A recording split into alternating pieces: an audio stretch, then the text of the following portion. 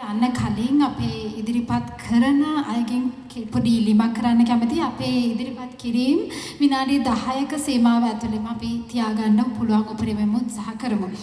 අපේ ඊළඟ ඉදිරිපත් කිරීම මම හිතන්නේ අපිට දැන් සූදානම් කරගන්න පුළුවන්. ඔව්. අපි ඊළඟ ඉදිරිපත් කිරීම තමයි ට්‍රාන්ස්පරන්සි ශ්‍රී ලංකා ආයතනයේ විධායක අධ්‍යක්ෂකා නදිෂානි පෙරේරාත් මහත්මියටයි මේ ආරාධනය.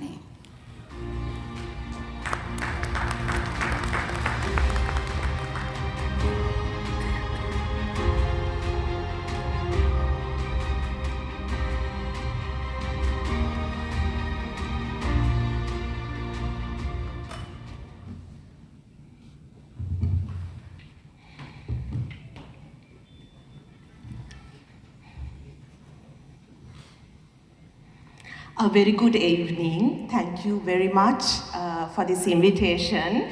Since I'm given a reminder also to stick to 10 minutes, and this topic actually could be taken for a couple of days workshop, I will straight away get into the topic. So I'm representing Transparency International Sri Lanka, and our focus is corruption and Sri Lanka.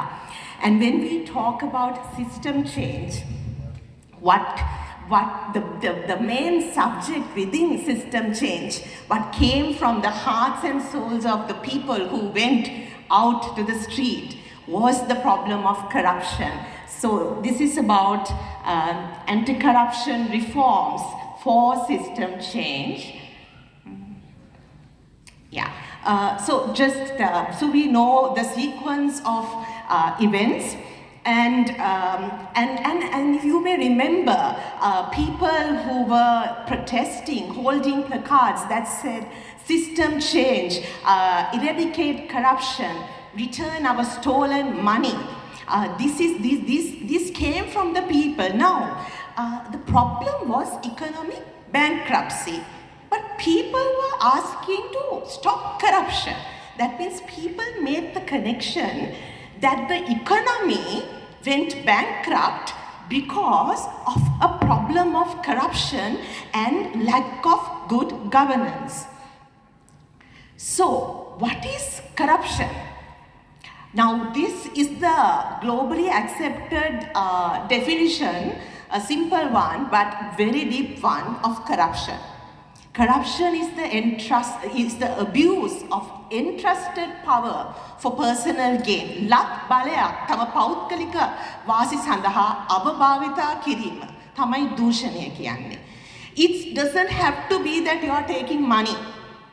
When you are given power, and you are given power when you are in politics, when you are a member of parliament, you are a minister, or you are a public official, or you lead institutions, private sector, civil society organization. You are given power in your position to use that power for the purpose of that organization, for the purpose of the country, for the people. It is not to be used for your gain at the cost of the nation. Can you see that very ugly picture of Sri Lanka? Well, that is the sad reality. And this was understood and felt by the people. And it's not only about the people. We know that the Supreme Court, in a landmark judgment towards the end of last year, held the senior politicians and public officials of this country accountable for the economic crisis. The Supreme Court explained the doctrine of the public trust doctrine, which Professor Uyangada also referred to. It's the idea that if you take the president, the parliamentarians, the ministers, the officials, they hold public power in trust for the people. They are not owners, they are stewards. The owners are the people. You are given power to use it as a trustee, to take decisions about our wonderful public resources, about Sri Lanka, about natural resources that affect generations of people in the best interest of the people. So, corruption is that when that power is used to bring your people where you want, to abuse the system, when you have to use it to actually use the system to help the country. So there are many forms of corruption, and I just put in this here because we tend to always narrow our focus to the very common forms, bribery. We all know, unless but commissions, we are used to, commission contract එකක් ගන්න. But there are other forms, misuse of public resources. All the resources that are there in our public institutions belong to the people. Everything that's wasted, when vehicles and other resources are used for private use of politicians and public officials, that is misuse of public resources. But what about the bottom ones? Nepotism. When you're in power and you get your family members to other influential positions, that's called nepotism. It's a form of corruption. Cronyism, you bring your, not only family, but you can bring your friends and your network into powerful positions. And then you complain, my institution doesn't have capacity. It is because you didn't hire based on merit. You took your friends. So that's corruption. Money laundering. Laundering means cleaning. Dirty money you earn through corruption, you make it pass through several false companies so that it come out looking very clean. That's money laundering. Insider trading happens with shares, like the bond scam. Now, these two boxes on pink and blue are much more dangerous. Sadly, Sri Lanka has had a kleptocracy for decades. Now, what's a kleptocracy? In simple words, this is the official definition. It means ruled by thieves. And I'm sorry to say this, and it's not just now, for decades.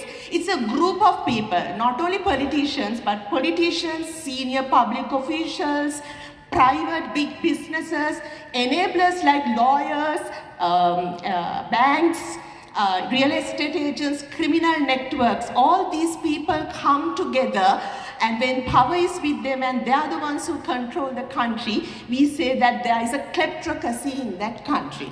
And the last one is the most serious, one of the most problematic forms of corruption that can engulf a nation, which is called state capture, Rajya Grahanaya, which means if those kleptocrats are so powerful that now they can influence laws and policies just to enrich themselves, just for their benefit, they change laws.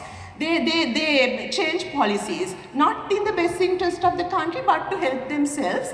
If the system is captured by these corrupt people, if the parliament cannot do its role to represent us, if the institutions, public institutions are doing whatever some corrupt politician says, if the judiciary is not allowed to do their role and power is captured, and if people are being threatened and civil society is being harassed because they are dissenting, then we see there's a situation of state capture. So I will leave it to you to figure out whether we have state capture. Now, what's the impact of corruption? It's not just about one transaction. When there is this level of corruption, it affects everything in the country. If it affects the economy, because this is like leaking. It's like the economy is leaking. Can you see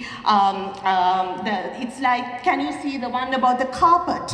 You hear you're saying, I'm doing reforms, but the carpet is being rolled back this side.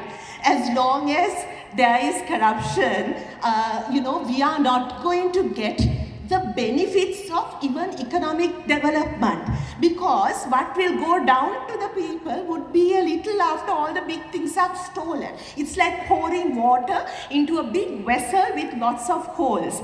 And then when there is a kleptocracy, they will ensure that democracy does not happen, that media cannot speak, that civil society cannot speak. They'll mess with the legal system. And then what's the standard of human life? Human rights, when there is democracy. We lose all these things. And I'm just showing this to show, again, the impact of corruption on the economy is so direct, which is what finally people recognize. finally Supreme Court also held parties accountable. So nobody who wants to recover, who wants to do something to recover Sri Lanka's economy can be avoiding tackling corruption. That means that's a disingenuous, if they are not being genuine. If you want to address the country's problem of economic, to bring social justice, to enable people to live a dignified life, address corruption. Everyone who's going to come asking our vote now at the upcoming election, see what they are doing now with the power they have and what they are planning to do to eradicate corruption. Not words, but actual action. And then the question comes, what should we ask? What does it mean to do the system change to fight corruption? So for that, now we have a very good roadmap. And this is the Civil Society Governance Diagnostic Report, which TISL led together with 5 other leading civil society organizations with the blessings of the larger civil society. We did this to identify the action plan for anti-corruption system change. Talking to people, and we wanted to have this diagnostic ready and be launched to also challenge the upcoming International Monetary Fund's governance diagnostic. Now, what was that? We know that for the 17th time, without any shame, we went to the IMF. I mean, I'm saying the point is that for 17 times we going with, there's a problem with our country and with the way we govern our country. IMF should also be ashamed to keep coming back with loans. That means their support has not been sustainable. There's a problem that is not sorted. However, we went. Now, they decided to conduct the Asia's first ever governance diagnostic that they do together with that country's government for Sri Lanka. It doesn't have to be always part of an IMF program, but with regard to Sri Lanka, they decided to do it because, of course, they would have seen that in the Aragalaya and in all the public discourse, everyone was saying that you need to fix governance to fix the economy. So this was about identifying what to fix in governance. So they wanted to do their own governance diagnostic, but we were not happy with their framework. So we wanted to have the full picture. This is why civil society did this. And together these 2 books, you can all access, these are all on the web. They are very complementing. They say the same thing. We have a little additional different ones as well. However, sets a very clear roadmap for system change in terms of fighting corruption and strengthening governance. Okay, and so these are some areas, and very quickly I'll take you through them. So I'm taking you through the civil society governance diagnostic to show you some examples of what do we mean by system change to fight corruption. Some examples, right? And we have 34 recommendations, which I cannot, of course, cover now, but just to give you some idea. So basically, there are many recommendations to enhance transparency. It's actually sad that these have to go into a governance diagnosis because this information in many developed countries, are already accessible to people. But we had to ask that this information be published. Auditor General's qualified reports, there has to be a follow-up. What's the point of finding out fraud when nothing is done about it? Procurement, prasampadana, the most corruption vulnerable area in any country, in governance, in organization. This is where the commissions and all this big level corruption happens, and this could be procurement for a mega power plant to a mega infrastructure project. It can be huge. You're talking about billions. So we are asking that information be published about procurement, and we've given a amount. Beyond this, now they have started, became part of the IMF requirements also, which they included some of their governance reforms into their agreement. So those ones the government is compelled to do if they want to get the money installments from IMF. So they have started doing some of these. And then debt management, this is a debt crisis. We are taking loans more than what we can pay. And also there's a problem. Nobody knows who decided to take these loans. Often some of these laws have not been discussed in Parliament, and people do not have access to who the creditors are. So this is the information that we ask be publicly available, and now you can access. They have this quarterly bulletin. And about now the next, I'm giving examples of going beyond transparency, some specific corruption related reforms. So obviously strengthening the role of the anti-corruption agency in Sri Lanka, which we call the SIABOC, Allah's Bribery Commission in short.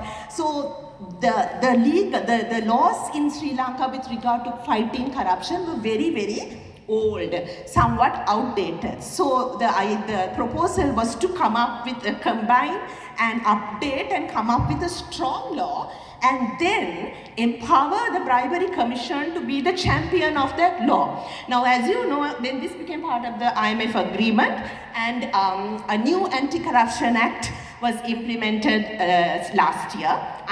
Brought forward last year. It's yet to really be implemented, which is sad. However, this law is good. It's a strong law. With great difficulty, we forced ourselves into the process of developing that law, got other experts involved and gave a lot of feedback. Finally, what came out is a pretty good law.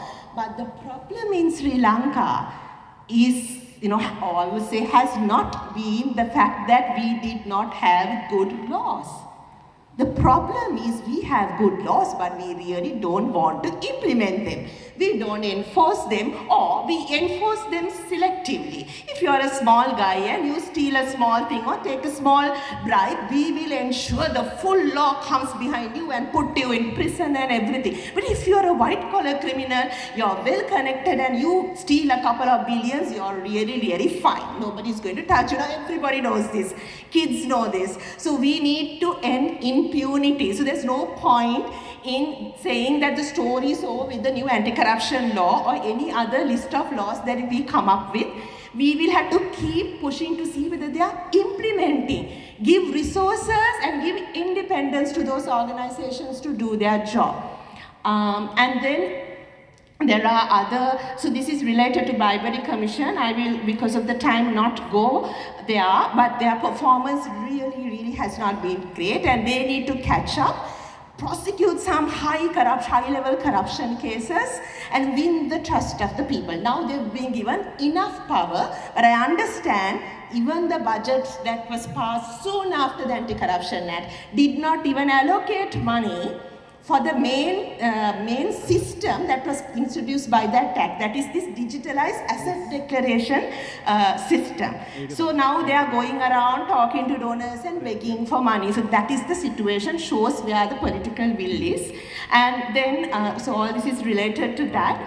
Now, I like to talk about this a little, even though I will not explain other reforms so much.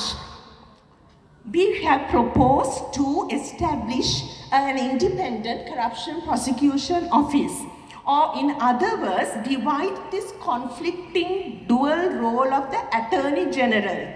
නීතිපති දෙපාර්තමේන්තුව එකිනෙක ඝාතනය වෙන කාර්යභාර දෙකක් තියෙනවා. You are the attorney of the state, but you are also the party that needs to prosecute crimes on behalf of the people.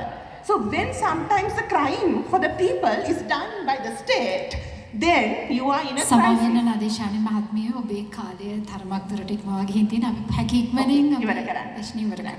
So this is not a new suggestion. This has been done in other countries, and as if there's anyone in the legal fraternity, but also others, we need to advocate for this, because that will sort out a lot of problems. So I'll skip the next reforms. It's about carrying forward, taking action for the findings of COPA and all of that.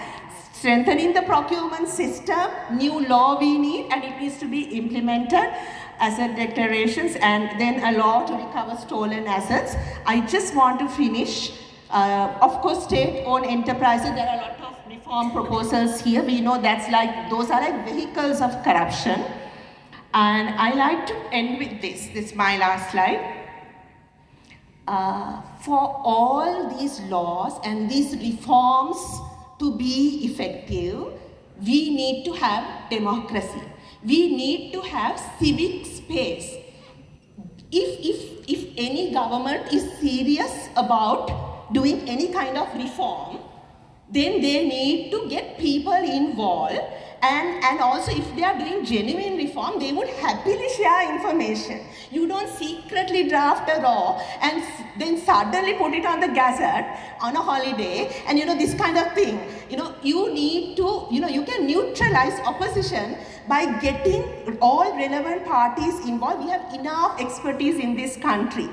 But also people should be able to call out corruption, dissent, disagree with the government, disagree with decision makers, engage actively so that the decisions about economic recovery and the reform process is actually true, meaningful and just. But what we see are deliberate steps to take away, to bring in laws to shut our mouth, like the Online Safety Act, bringing law, they're trying to bring more laws like the anti-terrorism, the NGO bill. We also see trying to mess up the entire governance, democratic governance structure, intimidating the judiciary, parliament trying to question the judiciary. These are very dangerous things. One day for each of us, when our rights are violated by the government, the only place we can go is the judiciary. So we need to always champion that everybody keeps their hands off the judiciary and let them do their role. So we need to create an enabling environment for the system change, which we don't see, which we need to demand and work for. Thank you very much.